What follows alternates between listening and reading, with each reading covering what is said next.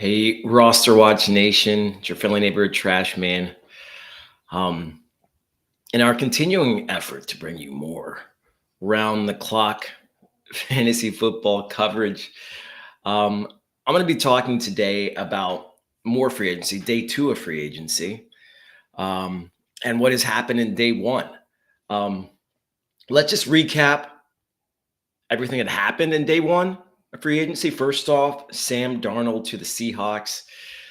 Like I said on my segment yesterday, I'm not sure that this is good or bad for Sam Darnold. I do think that the offense, at least in its current state, probably isn't as good as the Vikings offense as far as, from a receiving core standpoint.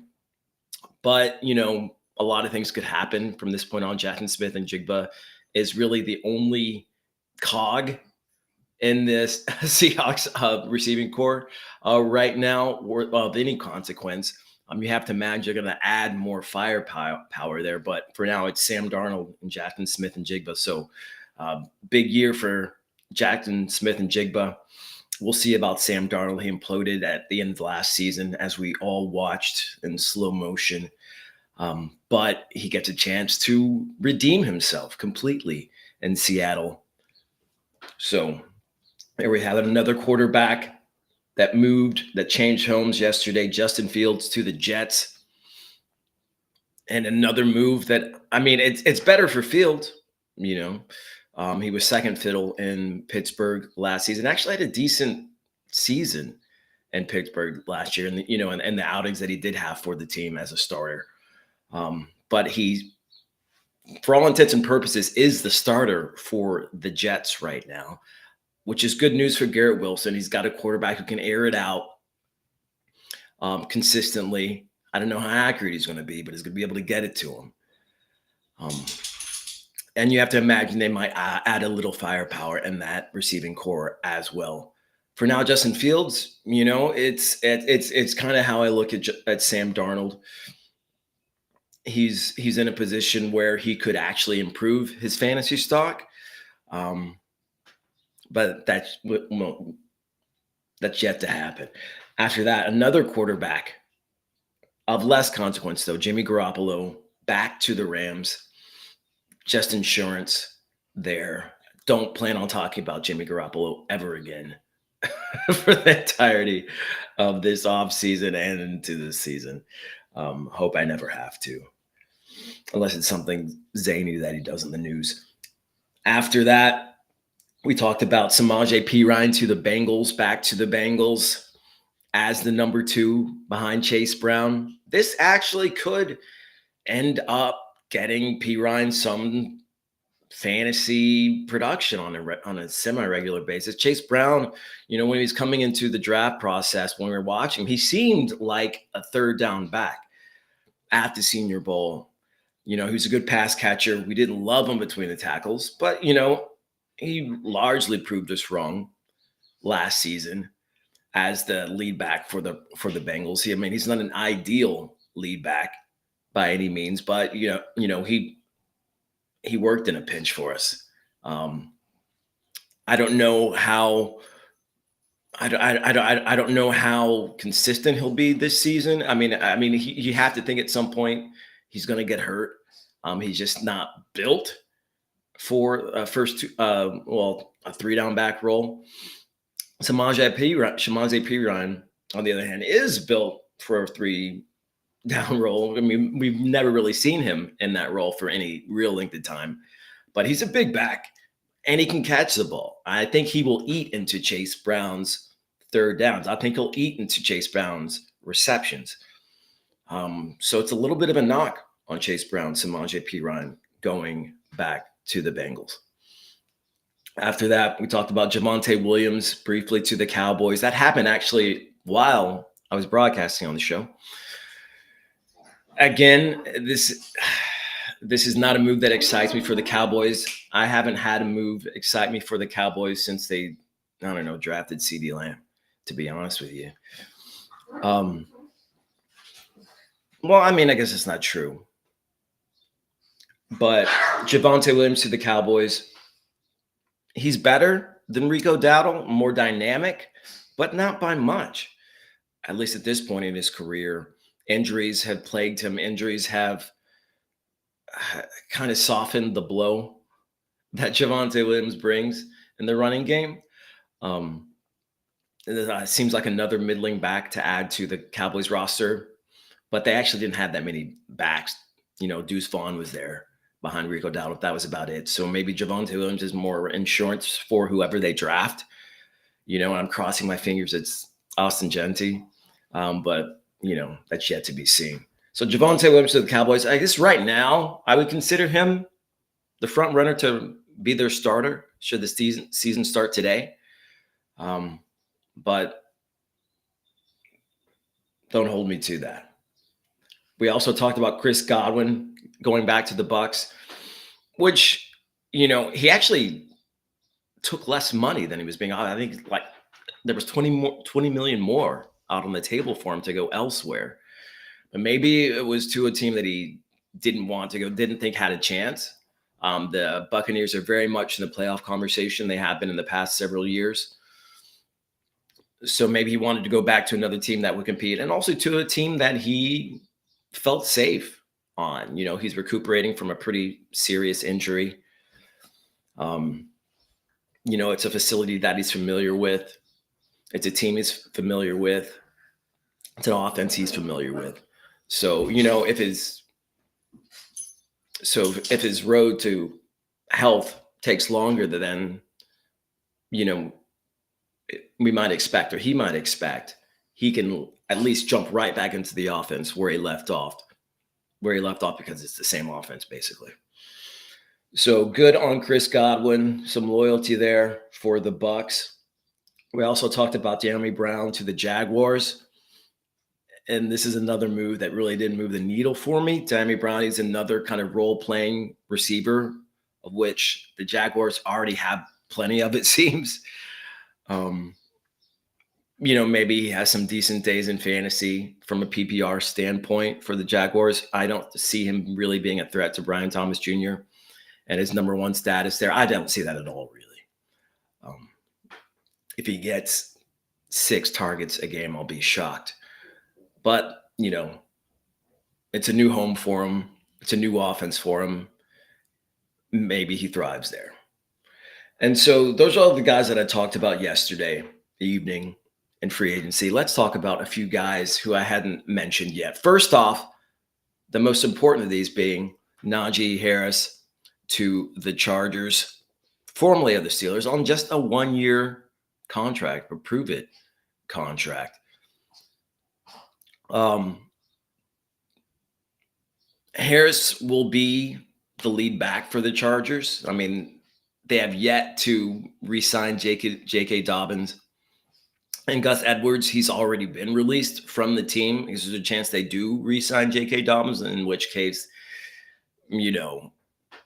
I think Harris still gets the lead back role to start the season.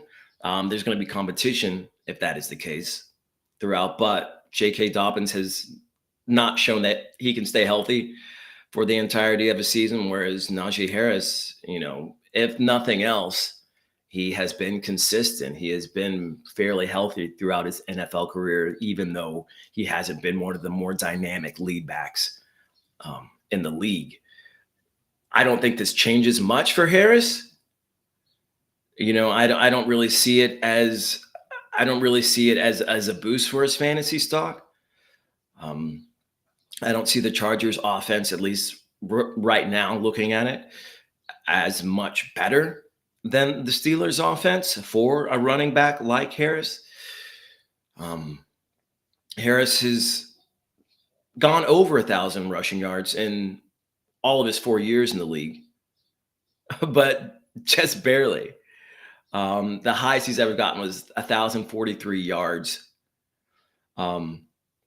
since his rookie season. So not a lot of upside for Harris in this offense, but I will say that he will probably get more touchdown opportunities, and that accounts for something. Harris, he's an RB2 with upside in an offense where he doesn't really have any competition as of yet. So it's not bad news for Harris. It's not really good news for Harris. I don't think much changes, but it is news for Harris, and it is a good move for the Chargers getting a competent, stalwart running back there to buoy that offense. Let me know what you think. Do you like Harris to the Chargers? Like I said, it's not something that excites me. I think I like the Chargers uniforms more. So that's something. Um, After that, we have Elijah Mitchell, who goes to Kansas City on another 1 year deal. It's worth up to 3.5 million. Mitchell is 27. Well, he'll be 27 in May. He was he's been forgotten about really in fantasy football. He's been injured. Um, and, with Jordan Mason coming on in San Francisco, in addition to, what was it, Isaac Rendo as well, Mitchell kind of got buried in the news cycle for the 49ers. But now he's in Kansas City, where he is the number 2 behind Isaiah Pacheco. Pacheco had a pretty injury-riddled season this past season, so it makes sense for them to bring in another back. I don't see Mitchell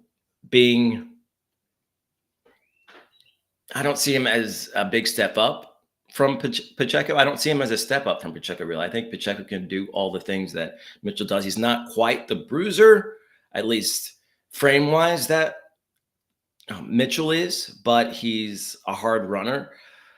So he kind of mitigates that. I think these players could actually be kind of interchangeable, and maybe that's why they picked up Mitchell. Something happens to Pacheco, you can just toss Mitchell in there, and the offense will work pretty much the same way. But this is a boost for Mitchell in my eyes as far as fantasy goes. I see him actually, getting some decent fantasy production in there sometimes. I think that with the way Andy Reid runs his offense, he's not going to be afraid to put Mitchell in there on some series. And with Pacheco having the season that he had this last season, I think they'll be less hesitant to put another back in there. So I like this for Elijah Mitchell. Tell me what you think. Do you like this for Mitchell? Do you like this for the Chiefs? What kind of condition does this leave the 49ers? And I think the 49ers are fine. I think they have some decent backups there, some decent backs and backup backs there in San Francisco. So this doesn't really move the needle for me in that respect. But as far as Kansas City goes, I think Mitchell actually sees some decent touches this season. We'll see. In less intriguing fantasy news, the Colts have re-signed wide receiver Ashton Dulin to a 2-year contract worth up to $8.5 million. Dulin, as you probably didn't remember, is coming off a torn ACL that marred his entire 2023 season. Only 2 receptions in Indianapolis in 2024, mostly special teams duty. The Colts have a lot of wide receivers and a lot of pretty good wide receivers. They just don't have a quarterback who can get it to those pretty good wide receivers on a consistent basis. At least as of yet. We'll see what happens this season. Dulin comes back as a role player. He'll be situational there for Indianapolis. He's actually 28. I didn't think he was that old. But we just haven't seen that much of him on the field. And so, him being that old, maybe the fact that he hasn't played that much football helps him. But the fact that he's, 2 years almost removed off the torn ACL doesn't really help him. So none of this really moves the needle for me. And I'm not going to talk about Ashton Dulin any more than I have to. On a bit of sad news, maybe not for fantasy, but just for football, the 49ers have released fullback Kyle Juszczyk I always have trouble saying his name. Um, and I bet you have trouble spelling his name. Um, but the fullback for the 49ers has been kind of I want to say the face of that franchise, and that offense for the past few years. He's been in the league for 12 years, actually. It didn't seem that long. Spent the last 8 with the 49ers, started with the Ravens in 2013. He's entering his age 34 season, which, as far as ball carriers go, he's like the Methuselah of ball carriers. I mean, chances are he finds another home in the league. But there's not really much to say about fullbacks right now from a fantasy perspective. It's on a rare occasion that they do anything noteworthy in that regard, but it is, a turning of the page in San Francisco. And I wish him luck. I'm sure we all do, Roster Watch Nation. Well, a bit of football news I didn't touch about that happened yesterday. Zach Wilson, quarterback, Ghostbuster, 1 year, $6 million contract to the Dolphins. This actually, I think, bodes pretty well for Wilson. I mean, Tua, we know, plagued with head injuries, is probably going to miss at least a couple games with head injuries this season, too. I don't really see Wilson as a competent number 2 for the Dolphins. I mean, although I wouldn't consider any of the guys that they had as their as their backups this past year, or I wouldn't consider them competent either. If something happens to Tagovailoa this season, and I'm sure it will at some point, I am probably staying away from all pass catchers on the Dolphins if Zach Wilson is going to be under center at that point. Maybe they draft somebody. Hopefully they draft somebody, because I'm not taking a chance on Zach Wilson unless I absolutely have. Well, I'm not. No, okay, I'm not actually taking a chance on Zach Wilson at all. But I guess in a pinch, I would take a chance on one of his receivers if I actually have to. Another former Dolphin who I didn't mention yesterday that found the new home. Wide receiver Braxton Berrios, formerly of the Dolphins, as I said, 1 year, $2 million contract, now a Houston Texan. They keep adding wide receivers and losing offensive linemen. And what has got to be kind of like a hair pulling situation for Texans fans, as the thing they need most on that offense is a capable offensive line and capable offensive linemen. And they got rid of Laramie Tunsil, who was the most important cog. I mean, he's their left tackle. He was 31, which I guess is getting a little bit older, but linemen play well into the 30s. Hopefully, with the, I think, 3 draft picks that they got, I mean, throughout the next 2 or 3 years, they add more to help protect CJ Stroud. But if I'm CJ Stroud, I'm going to be pissed off. They don't need more wide receiving, options. They had plenty. I mean, Tank Dell, has shown himself to be injury plagued, but they had other good receivers in that receiving core.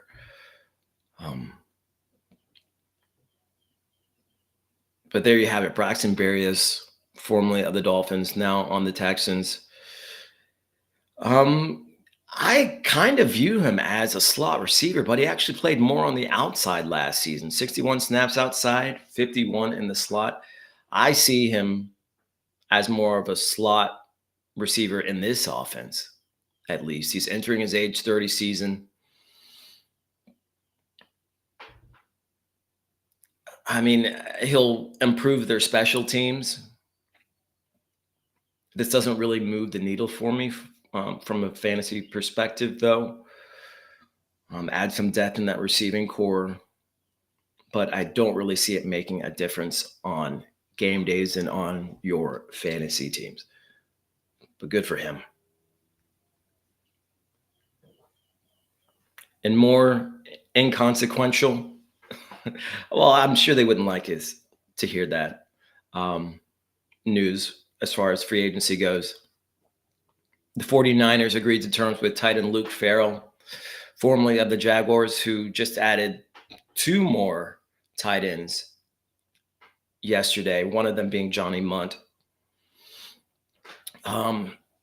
Signed with the 49ers to a 3-year contract worth up to $20 million and includes $11 million guaranteed, which is pretty good for a guy who is pretty much just a body, a blocking body for the 49ers, who I guess, with George Kittle getting older, they saw the need to add another blocking tight end. He's only had 36 catches in 4 years.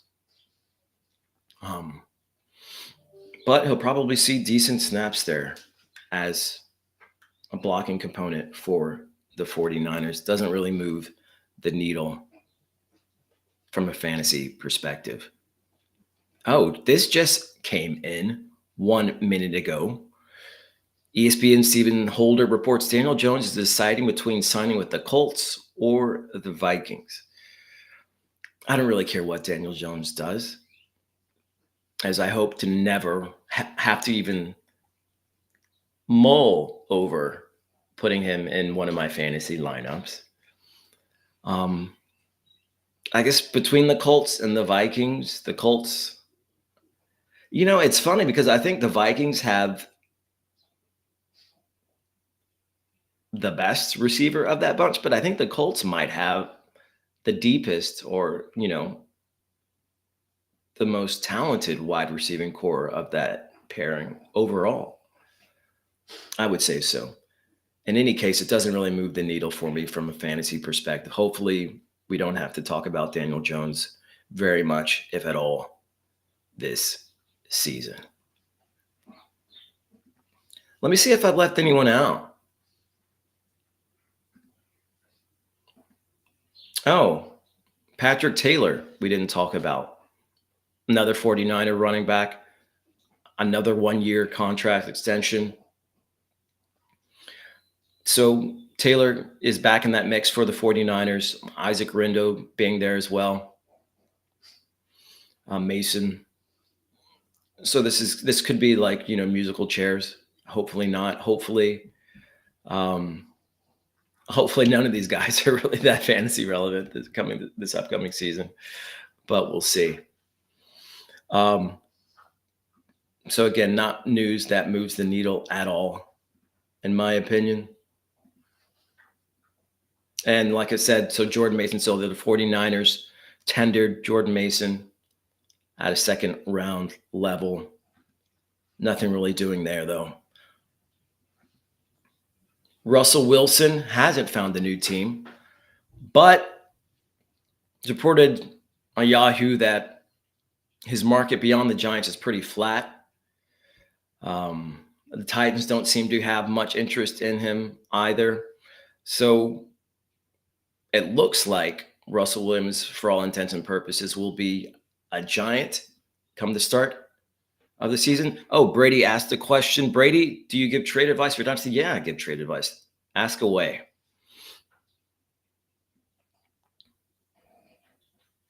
While I'm waiting for that, more about Russell Wilson.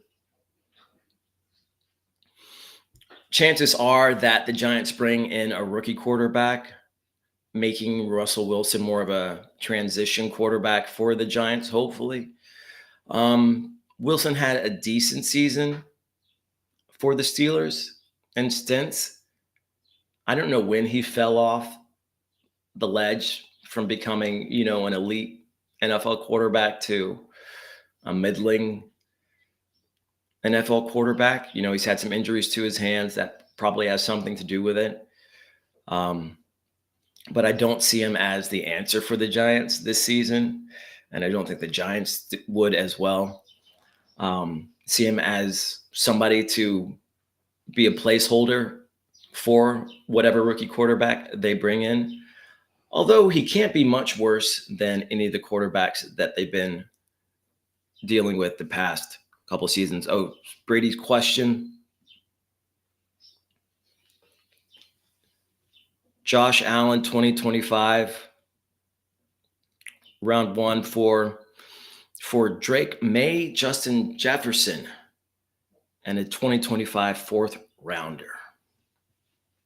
So which side are you on, Brady? You'd be getting Josh Allen or you're giving away Josh Allen? That's what I want to know. Because just looking at this at face value, I like the idea of getting Drake May and Justin Jefferson. Drake May looks like the real deal to me. I don't know that he's going to be Josh Allen caliber. But in Justin Jefferson, you get arguably the best receiver in the league, in the top 2, 3. And Drake May, who could be a top 10 quarterback.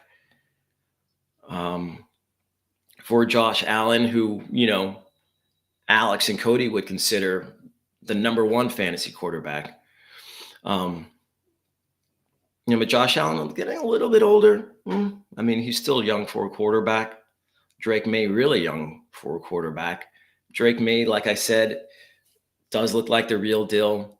Does look like they're investing in more receiving ammunition for him. Well, if you consider Matt Collins ammunition, viable ammunition, but he does look like the future for the future of the Patriots as far as the quarterback position. And then you get Justin Jefferson as well, and a 2025 fourth rounder. But you're also giving up the 2025 first rounder. Oh, this is tough. Getting the 2025, the fourth pick, you're not going to get Austin Gianti.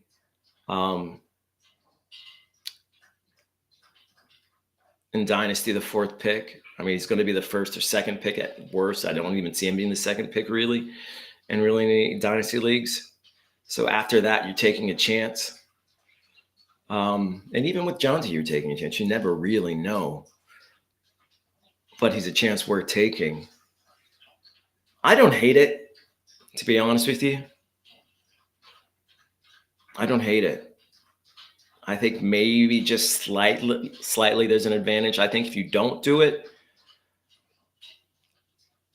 I don't think it necessarily hurts you either. But I think if your team needs that bump, it needs that extra push, needs to change its complexion just a bit, I would accept